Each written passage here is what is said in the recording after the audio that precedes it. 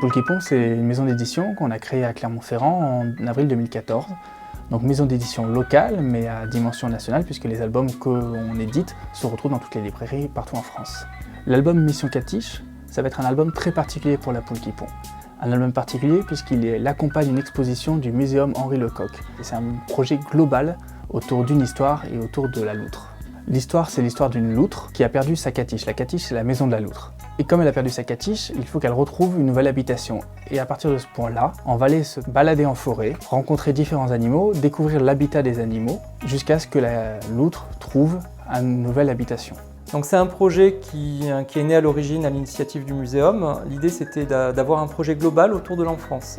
Et très vite, après plusieurs discussions, l'idée est venue en fait d'associer l'édition d'un album jeunesse à une grande exposition temporaire. Il y a un animal emblématique qui est la loutre. C'est un animal, un symbole à la fois pour le musée, puisque c'est le logo du muséum, et puis c'est un animal symbole également pour la région Auvergne. Et donc nous l'avons choisi comme animal principal de l'album jeunesse. L'exposition que va réaliser le muséum Henri Lecoq va s'appuyer sur le livre et on va retrouver dans l'exposition tous les animaux du livre, ce qui veut dire qu'on peut être un enfant qui va lire le livre, qui va découvrir les animaux à travers le livre, pourra les retrouver au musée. Et le kamishibai est cette impression en grandes illustrations qui va permettre d'aller sur quelque chose plus autour du spectacle vivant. C'est un outil qui va permettre de créer n'importe où, soit en les accrochant sur un mur pour faire une mini-exposition, soit en les racontant comme un conteur va raconter l'histoire grâce à ses planches.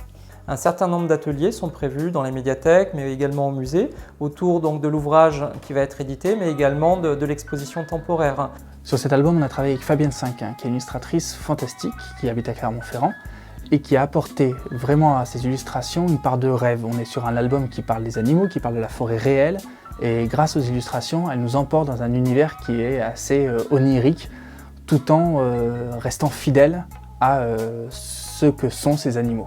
La technique que j'ai utilisée, c'est de l'encre et de l'encre de Chine et encre colorée, et en travaillant beaucoup par aplat, c'est-à-dire qu'en éliminant au fur et à mesure tous les détails. La question, c'était comment faire avec un sujet qui est un documentaire, donc avec un souci de réalisme, et comment, tout en ayant un souci de vérité, de réalisme sur l'habitat des animaux, trouver une part de liberté pour y prendre tout simplement du plaisir et en espérant le faire partager au lecteur.